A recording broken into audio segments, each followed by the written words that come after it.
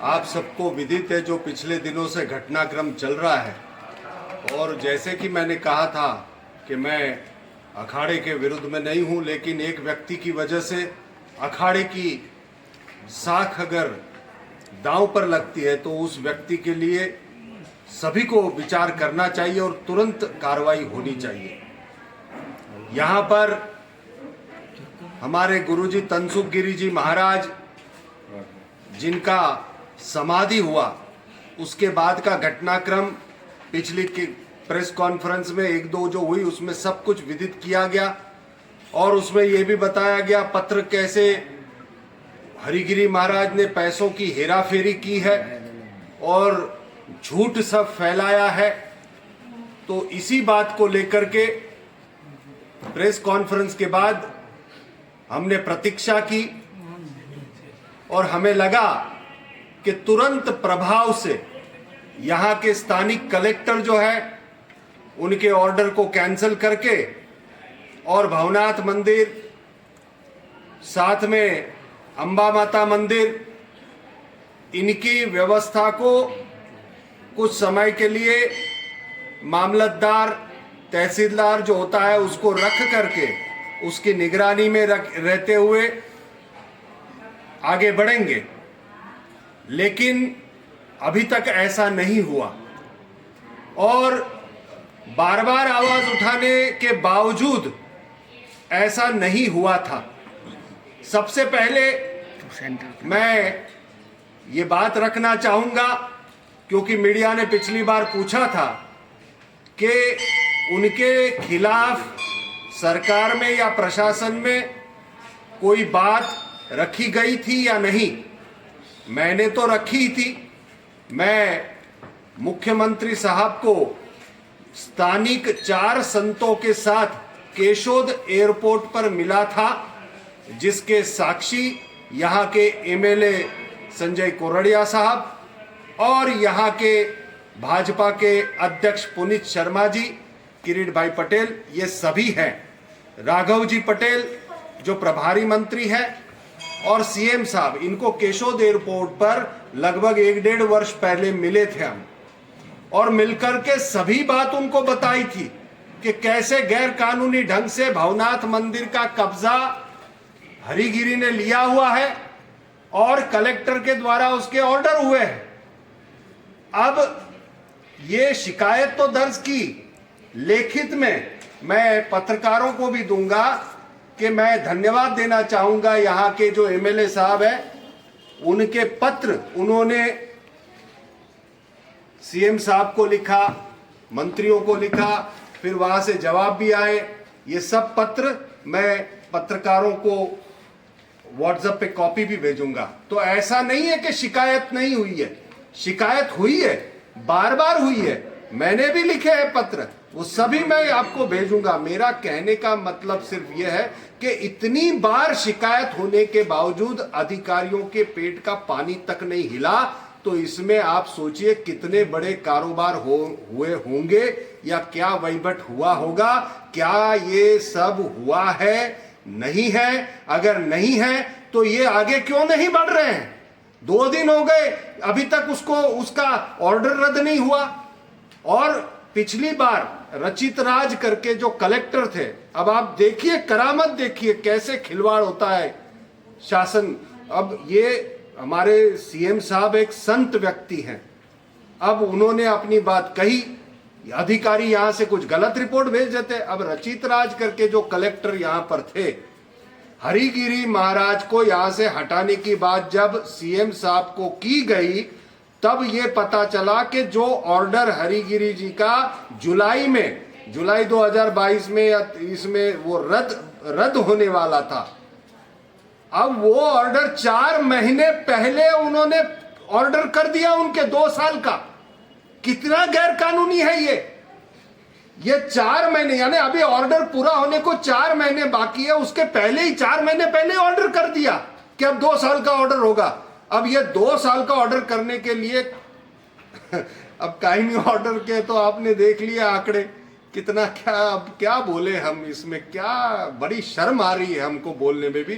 तो रचित राज जी को भी कुछ इसमें कारोबार हुआ है क्या आपने ऐसे गैर कानूनी ढंग से ऑर्डर कर दिया? और एक बात, उन्होंने ऑर्डर कर दिया, अभी के जो कलेक्टर हैं उनको कितनी बार हमने कहा है कि ये गलत है, इसको निकालिए। उनके पास मेरे पत्र हैं, या स्थानिक लोगों के साथ हमारे जो एमएलए साहब है उन्होंने भी बोला, पुनीत शर्मा जी जो है उन्होंने भी कहा कि धर्म में जो सत्य होगा उसके लिए मेरा सपोर्ट रहेगा। तो मेरा कहने का मतलब है, ये जो हम कह रहे हैं ये बार बार कहा जा रहा है, पर अधिकारी के पेट का पानी नहीं हिलता। तो अभी के जो तत्कालीन कलेक्टर हैं राणा वासिया साहब, उनको कई बार हमने बोला क्या ये गैर कानूनी, इसको हटाइए हटाइए। सीएम की सूचना, हमें ये भी पता चला सीएम की सूचनाएं मिली, पर यहाँ के कलेक्टर ने उनको क्या बताया पता नहीं। अभी तक एक डेढ़ साल हो गया, उनको हटाया नहीं। तो अब इस कलेक्टर, जो अभी के कलेक्टर है, उनके बारे में भी क्या सोचा जाना चाहिए, ये मैं पत्रकारों और जनता के ऊपर छोड़ता हूं। और हमारे जो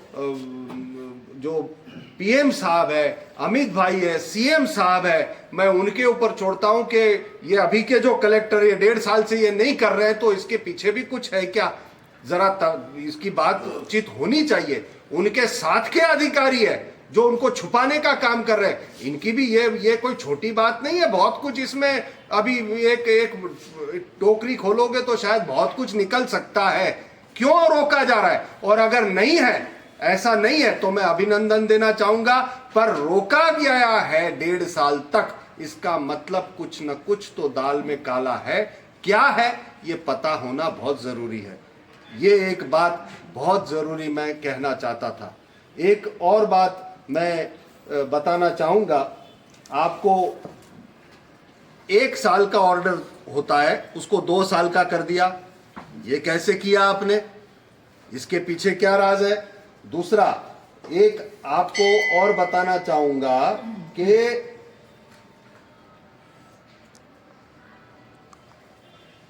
अभी जो कलेक्टर साहब है,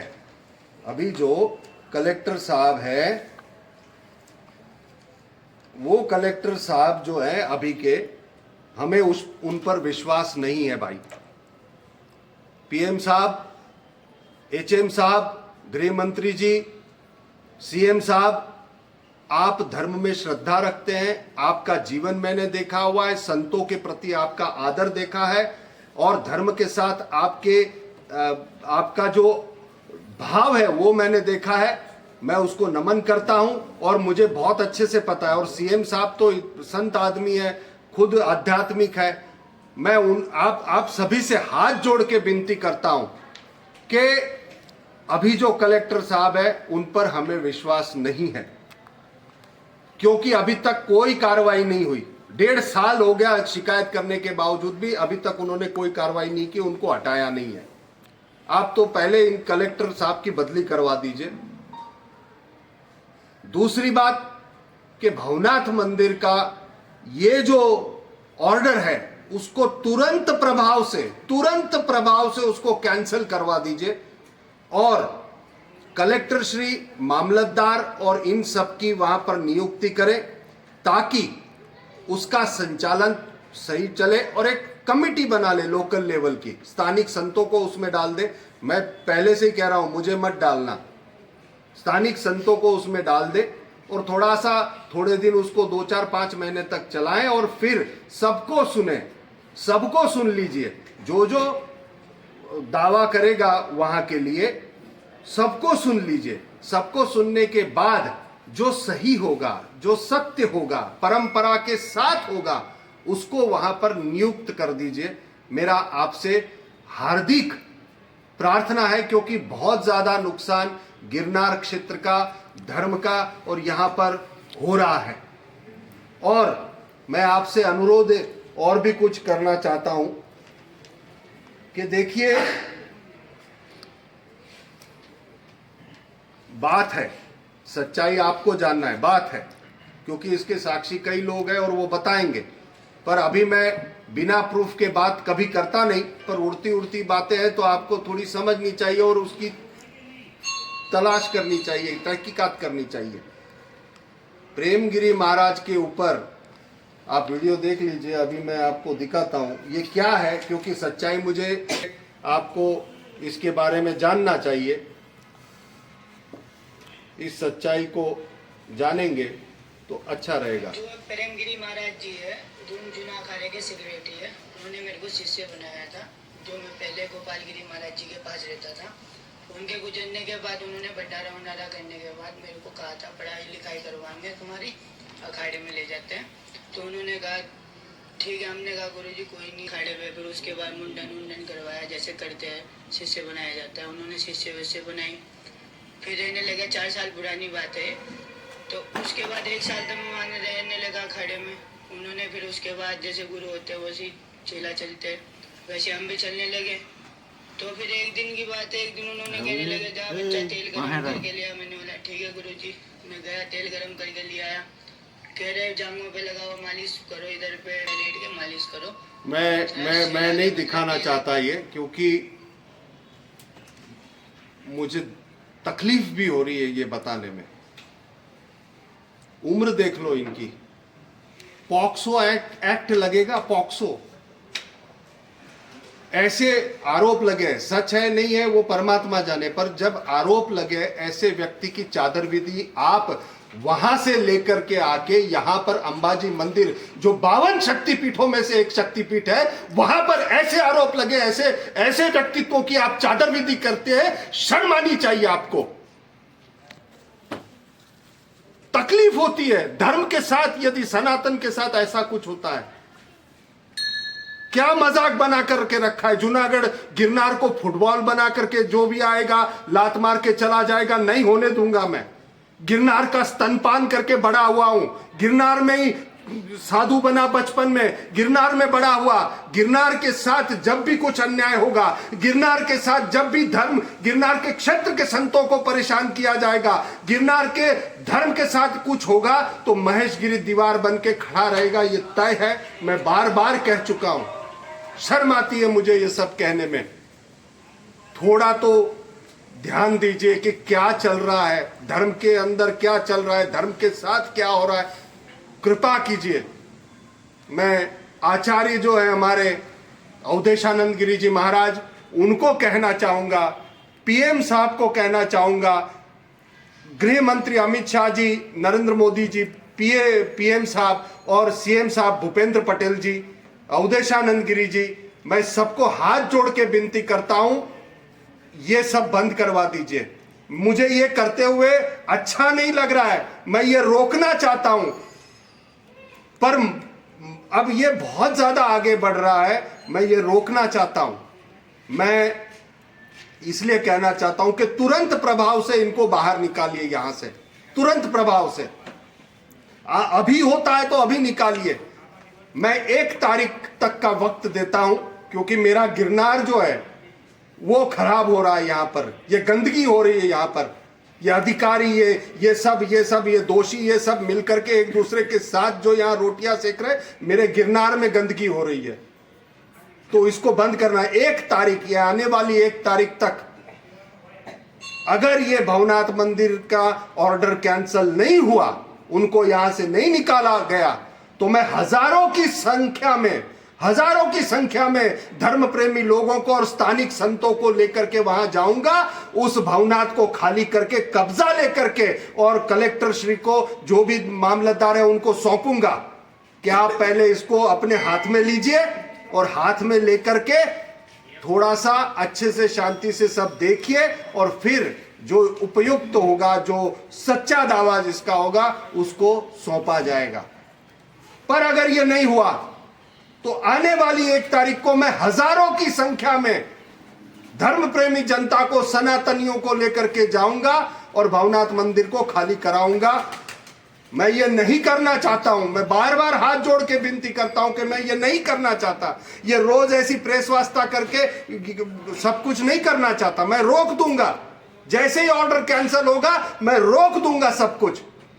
ऐसी बातें मैंने कहा है कि 4 वर्षों से मैं इकट्ठा कर रहा हूं। अगर दूसरा कोई इकट्ठा ऐसी चीजें करेगा और पड़ेगा, कोमा में चले जाएगा। ऐसी चीजें मुझे नहीं करना है, पर मैं ये कहना चाहता हूं कि इसको मैं रोकना चाहता हूं। और एक बात, तलेटी में जो साथ में घूमते हैं, साथ में मदद करते हैं, मैं बातें नहीं करना चाहता। लेकिन अगर ये आगे बढ़ता रहा तो कौन जेल में गया था, किसके ऊपर बलात्कार के आरोप लगे थे, जूनागढ़ तलेटी में पता भी नहीं है कि जूनागढ़ के साधु जेल में रह के आए हैं। मैं सब बाहर निकालूंगा, सब कुछ है मेरे पास, पहले ही बोल रहा हूं मैं। किसके ऊपर एफआईआर हुई है, कौन दोषी है, क्या है, किसने किसकी जमीन हड़पी है। अनुसुईया मंदिर चेला मुंडा हुआ, बेचारा गरीब पागल होके घूम रहा है। व्हील हुआ, जिस चेले ने अपने गुरु का संडास साफ किया, बीमारी में पूरा साथ रहा, उसको भगा दिया संपत्ति के लिए, बेचारा पागल हुआ घूमा जा रहा है। और रात को रिक्शा चला रहा है, उसको सुबह मुंड दिया, रात को टैक्सी चला रहा है, उसको सुबह मुंड दिया और कब्जा करवा लिया। ऐसे ये भूतनाथ में ही करने जा रहे थे। हमने सब ऐसी कई जगह पर रोका जहां पर हम रोक सकते हैं, पर ऐसा बहुत जगह पर है, भारत में कई जगह पर है। मेरे मुंह मत खुलवाइए, नहीं तो मैं रेट कार्ड जो होता है ना, वो भी बाहर निकालूंगा, क्या बनने के लिए कितना रेट कार्ड होता है। मैं कह रहा हूं मुझे ये नहीं करना है, क्योंकि इससे धर्म के साथ बहुत ज्यादा दिक्कत आएगी। जो है वो ठीक नहीं है। मैं अंदर से रोता हूं, रोज रात को मुझे रोना आता है कि ये सब क्या हो रहा है। पर अब दिक्कत हो रही है कि अगर ये नहीं कोई बोलेगा तो ये कब ठीक होगा। हो सकता है भूले मुझसे भी हुई है, बहुत सारी भूले हुई है। भूल होना और गुनाह करना, इस दोनों में फर्क है। मानव मात्र भूल का अधिकारी है, पर गुनाह हेतुपूर्वक होता है। हर किसी से भूल हो सकती है, पर इतना याद रखना, भूल करना अलग बात है, गुनाह करना अलग बात है। और कुछ भी होगा, यदि मेरे पे लांछन लगे, पूर्व में लगे थे, मैं सामने रहा कि है भाई जो ऐसा है झूठ है, और साबित होता है तो जो कुछ होगा उसके लिए भुगतने के लिए तैयार हूं। ऐसे हर किसी के ऊपर जीवन में आते हैं। भूल होना अलग बात है, पर गुनाह करना अलग बात है। मैं बार बार कहता हूं। और अभी मुझे पता चला कि ये सब कुछ मेरे करने के बाद यहां के अधिकारी है, उनको दोषी की तहकीकात करनी चाहिए। मेरी और मेरे जगहों के पेपर्स ढूंढने शुरू कर दिए। भाई कर लो, अभिनंदन आपको, जितना छानबीन करना है कर लो। मेरी कर लो, मेरे कागजों की कर लो, मंदिरों की कर लो, सब कुछ कर लो।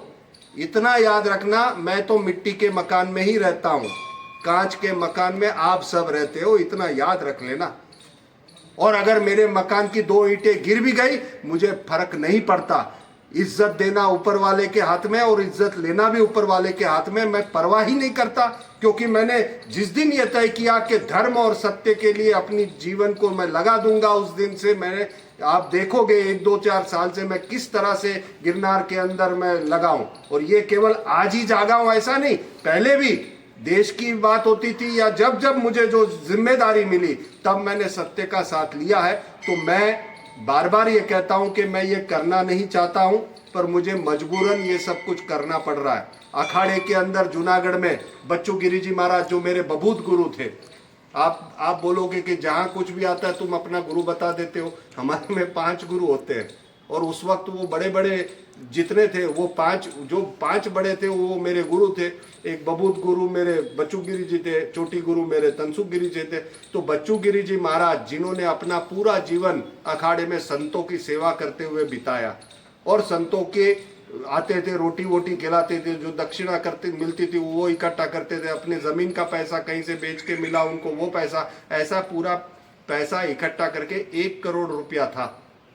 1 करोड़ रुपया वहां पर सबके सामने निकला था जब उनकी समाधि हुई थी। सबने देखा 1 करोड़ रुपया निकला था। कौन लेके भाग गया भाई उसको? फिर से वही नाम बोलूं मैं, और मुझे शर्म आती है कि उनका चेला बुद्धगिरी वो हरिगिरी के गोद में ही बैठा है। तुम्हारे गुरु का कितना अपमान हुआ पता नहीं है तुमको?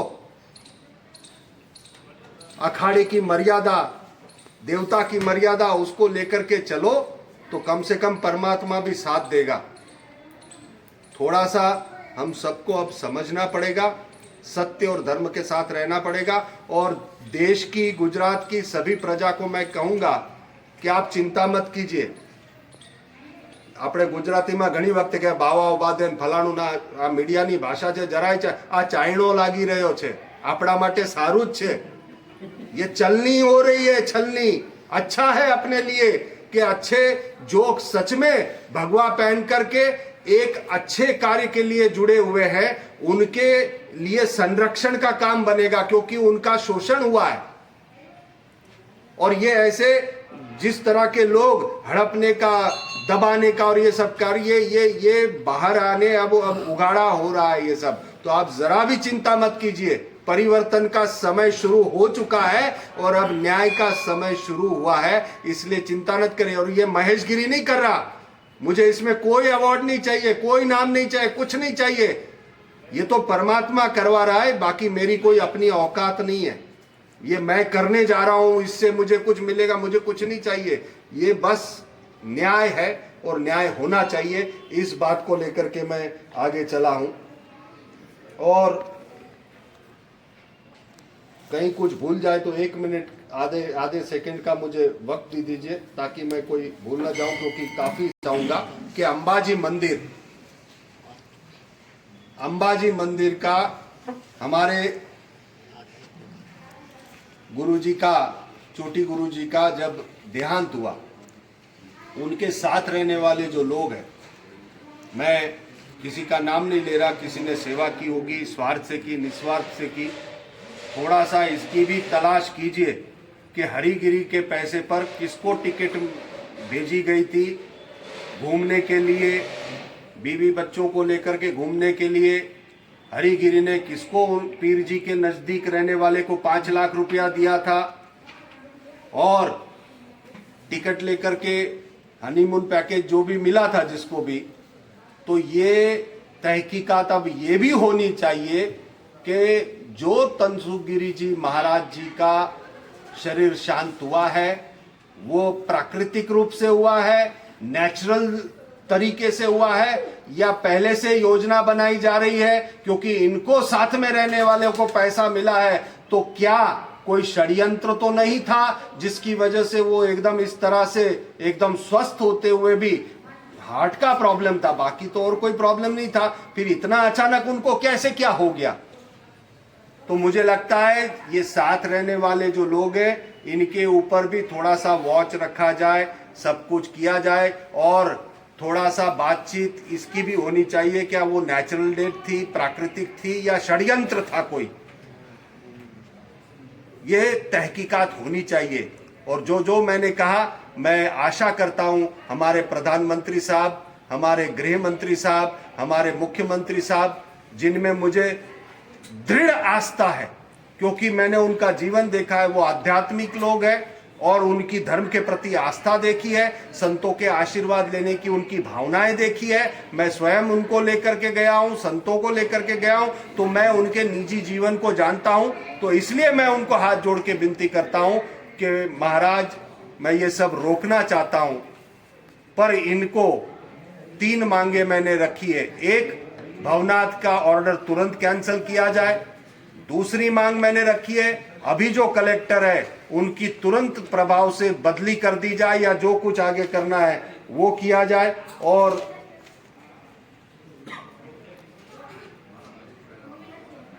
तीसरी मांग जो मैंने कही है कि अंबाजी मंदिर का जो वहीवट है वो तुरंत प्रभाव से तहसीलदार मामलतदार साथ में रख के और उसका वहीवट चलाया जाए थोड़े दिनों के लिए फिर जो सही होगा उसकी नियुक्ति की जाए सरकार का काम मंदिर चलाना नहीं है मैं भी कह रहा हूं नहीं है कोई बात नहीं है पर जो परंपरा है वो नहीं टूटनी चाहिए इसलिए जो सही होगा जिसका हक लगता होगा उस परंपरा में उस सनातन की परंपरा के अनुसार उसकी नियुक्ति की जाए तो मुझे लगता है कि जो कुछ भी मैंने बात की है उसका तुरंत प्रभाव से असर होगा जय गिरनारी नमो नारायण जय भूतनाथ बापू आपने कहा था कि केशोद एयरपोर्ट पर उसको 1 साल उसके बाद कोई कार्यवाही की सीएम साहब ने ऑर्डर तुरंत मेरे सामने कि इसको तुरंत आप देख करके जो कुछ है कीजिए सही पर कुछ नहीं किया यहाँ अभी जो कलेक्टर है वो भी साथ में बैठे हुए थे शिवरात्रि અને ભવનાથના બીજા જે મેળાઓ एक बात में अच्छा हुआ आपने मुझे प्रश्न पूछा मैं इस कलेक्टर की बदली क्यों चाहता हूँ ये भी बहुत जरूरी है क्योंकि हमारी धार्मिक भावनाएं आहत हुई है और वो आहत करने में कलेक्टर श्री की उपस्थिति थी। हमारी परिक्रमा देव उठनी एकादशी को शुरू होती है। परिक्रमा 2 दिन पहले यात्रियों को छोड़ा, हमने कुछ नहीं कहा, पर उसका जब परिक्रमा शुरू करवा दी और उसके बाद किसी के नाम का गेट है वहां से आप शुरू करवाते हो तो दूसरे साधुओं को अन्याय नहीं लगेगा? गिरनार का जो गेट है वहां से करवाओ। और हमने कहा भी कि आप गलत कर रहे हैं, पर फिर भी खुद ही उपस्थित होकर नारियल फोड़ने पहुंच गए। मुझे पता है धार्मिक आहत होने का क्या आर्टिकल लगता है या धार्मिक લાગણી દુભાય એનો કયો આર્ટિકલ લગે, મને એમાં પડવું નથી। હું એક જ કહું કે આવા બધાને અહીંથી મોકલો સાહેબ। આ જુનાગઢને હવે આ જુનાગઢ આઝાદ થઈ ગયું તો ક્યારનું, હવે આઝાદ કરો જુનાગઢને આ બધા ત્રાસમાંથી સાહેબ, બસ। સાહેબ, ભવનાથ મંદિરે વાર્ષિક આવક કેટલી હશે? ભાઈ આ તો આકાશી રોજી છે, ના, તો સાહેબ, આકાશી ખ્યાલ રોજી। આવે એક મિનિટ હું આપને એક વાત કહું, ઘણી વખતે શું હોય, બધા પત્રકારો હોય કે માણસો હોય, કરોડોની આવક, કરોડોની આવક। પહેલા ત્યાં જઈને જુઓ, ત્યાં જોઈને જુઓ, પેટીઓ ખુલે ત્યારે જુઓ। મેં મારા વિડીયોમાં કીધું છે કે 6 મહિના गिरનાર ચાલુ હોય, 6 મહિના બંધ હોય। ઉનાળામાં કોઈ આવતું નથી, વરસાદમાં બહુ આવતા નથી, અને અમે તો છેક છેલ્લે રહીએ છીએ સાહેબ। 24 કલાક નક્ષત્ર ચાલે છે। क्या गिरनार के ऊपर 24 घंटे नक्षत्र चलता है, गिरनार के नीचे भी चलता है। रोज 7-8 हजार लोगों को निशुल्क भोजन हम करवाते हैं, पर कितनी तकलीफ है। और बात मैं आपको एक बात और बता दूं, यही कलेक्टर और सबको हमने जमीन की मांग की, बाकी लोगों को तो मिल गई होगी, हमें अभी तक नहीं मिली क्योंकि हम तो देते नहीं है। मांग कर करके थक गए, हमें नहीं मिल रही है जमीन, मांग कर करके थक गए। निशुल्क भोजन चलाते, कहां से धर्म का पैसा कैसे दे हम इन लोगों को? हमने कहा कि जो भी जंत्रिका होगा वो ले लो और अब जमीन दो ताकि ये सेवाएं हम अच्छे से चला पाए। कोरोना में हमने कोरोना हॉस्पिटल खोला था सरकार श्री के और इनके कहने की वजह से। सिविल हॉस्पिटल में रोटियां टेम्पो भर भर के जाते थे, पुलिस को रात्रि में फ्री चाय और ये सब कुछ हम पिलाते थे। हमें ये दिखाना नहीं है और हमने आज तक कभी पत्रकारों को नहीं कहा कि हम इतनी सेवा, ऐसी कई सेवाओं को करता हूं क्योंकि मेरा ये दृढ़ विश्वास है कि धर्म का पैसा इकट्ठा होगा तो बुद्धि भ्रष्ट होगी। धर्म का पैसा आया और तुरंत परोपकार में लगना चाहिए और उस भाव को लेकर के मैं आगे चलता हूं। हाँ, व्यवस्थाओं के लिए साधनों की आवश्यकता है, तो हम लोग कभी कभी बहुत भाव में कहते हैं साधु देखो ऐसा साधु। अरे भाई, इधर से हरिद्वार जाना है, समय कम है तो प्लेन भी लगेगा, मोबाइल भी लगेगा। मैं स्वयं यूरोपियन पार्लियामेंट के अंदर वर्कशॉप मैनेजमेंट के लेक्चर दे के आया हूं, तो मुझे आईपैड भी लगेगा, आईफोन भी लगेगा, अच्छे से अच्छे ब्रांड का भी लगेगा क्योंकि टेक्नोलॉजी अच्छी होगी तो मैं बात कर पाऊंगा। तो थोड़ा बात करते वक्त समझना चाहिए, 2 तरह के संत होते हैं, एक होते हैं अवस्था वाले, एक होते हैं व्यवस्था वाले। एक धर्म की व्यवस्था संभालते और एक अवस्था वाले होते हैं जो गुफाओं में पड़े रहते हैं। दोनों तरह के होते हैं। हाँ, गलत कौन है, धर्म के साथ है या नहीं है, ये तय करने का एक छलनी होना चाहिए। हर किसी को लपेट लो, ऐसा ना हो। धर्म बहुत जरूरी है, बाकी सब गौण है, धर्म बहुत जरूरी है। बापू, आपने ये बोला कि ये तंत्र पीछे कुछ क्या, क्योंकि मुझे पता चला उनके साथ रहने वाले लोगों को 5 लाख रुपया दिया गया था भूतकाल में और उनको हनीमून पैकेज दिया गया था। और जब मुझे पता चला इसलिए मैंने शंका जाहिर की, क्या यह योजना पिछले कुछ समय से तो नहीं चल रही है जिसकी वजह से अचानक ऐसी स्थिति हो गई उनकी। बाबू, आपको उनका नाम पता है? मैं मिला था। मैं वो आगे 1 तारीख तक की प्रतीक्षा करूंगा। 1 तारीख तक, अगर 1 तारीख तक, आने वाली 1 तारीख तक इनको भवनाथ से निकाला नहीं गया तो हजारों की संख्या में संतों को लेकर के भवनाथ खाली कराने आ रहा हूं। हरिगिरी जी महाराज, जय भूतनाथ, जय गिरनारी, नमो नारायण। और स्थानिक संतों की कमेटी यानी कौन? बहुत सारे अच्छे स्थानिक संत है, बहुत सारे अच्छे स्थानिक संत है, वो आपको कभी देखने नहीं मिलेंगे उनके साथ। जो हरिगिरी के साथ में वो कभी नहीं देखने मिलेंगे, वो तो दूर ही खड़े रहते हैं। तनकुसुक गिरी महाराज की समाधि यात्रा में हरिगिरी जी महाराज के जो साथ थे वो 2-3 संत थे, उसके अलावा सब बाहर से आए हुए थे, तलेटी के कोई नहीं थे। आप बताओ कौन थे? कोई भी नहीं था। आपको ही कह रहा हूं, आप मौन हो गए क्योंकि आपको पता है कोई नहीं था। બાપુ રચિતરાજ જે કલેક્ટર જો એક વાત કહું, જેના નામ પત્રમાં છે, સાચું શું છે એ મેં તો કીધું જ નથી, મેં દાવો કર્યો નથી કે આવું થયું જ છે। મેં તો એ દાવો કર્યો છે કે હરિગીરી મહારાજે આ પૈસાની હેરાફેરી કરી છે, એટલે આમના નામથી લીધા હશે। તો આમને એને જરાક કેવું જોઈએ કે આ છે ફ્રોડ છે ભાઈ, એટલે માણસ જ ફ્રોડ છે, એટલે આ માણસ ફ્રોડ છે હરિગીરી, એટલે આ બધું છે। હું તો એમ કહેતો જ નથી કે આમને લીધા, કેમ કે મને ખબર છે શું છે, પણ આ માણસ ફ્રોડ છે એક વાત। અને બીજી વાત, રચિત રાજે 4 મહિના પહેલા ઓર્ડર શા માટે કર્યો? સૌથી વાત કે હજી મુદત પૂરી નહીં થઈ, 4 મહિના પહેલા તમે આટલો ખોળામાં બેસી જાઓ, આ શું છે ભાઈ? એટલે મેં સવાલ ઉપાડ્યો છે। बाबू ये जो प्रशासन के अधिकारी है वो कहीं ना कहीं भ्रष्टाचार के लिए कर रहे हैं या कोई डर है, क्या लग रहा है? देखिए, ये तो तहकीकात करना पत्रकार का और तहकीकात एजेंसियां जो होती, इन्वेस्टिगेशन एजेंसीज, उनका काम है, ये काम वो करें। और मैं एक बार और, बहुत ज़रूरी है ये भी आप सबको बहुत आ गुजराती में ज कहीश, કોર્પોરેશનના જે કોઈ છે પછી એ કોર્પોરેટર હોય તમે સાથ આપો, તમે છાવર્યા ને એવા બધા જે કર્યા છે ભાઈ, હું એક વાત કહીશ, મારી પાસે બધા જ કાગળો છે। કયા ટ્રસ્ટ તમે રાતોરાત વેચી દીધા, કોણે વેચાતા લીધા, ટ્રસ્ટ વેચી શકાય નહીં, કેમ પૈસા લઈને કોમ નોખા થઈ ગયા ને શું કર્યું, એ બધી ફાઇલો હું ખોલીશ। તો જેલમાં હશો બધા, મને એમાં પડવું નથી। મને ફક્ત એક કહું કે મારો વિરોધ હરિગીરીજી સાથે છે, બીજા કોઈના સાથે નથી। એટલે કૃપા કરીને આંગળીઓ કરવાના ચાળા કોઈ કરતા નહીં ભાઈ, કેમ કે આ બાવો હવે બગડી ગયો છે। જય ગિરનારી।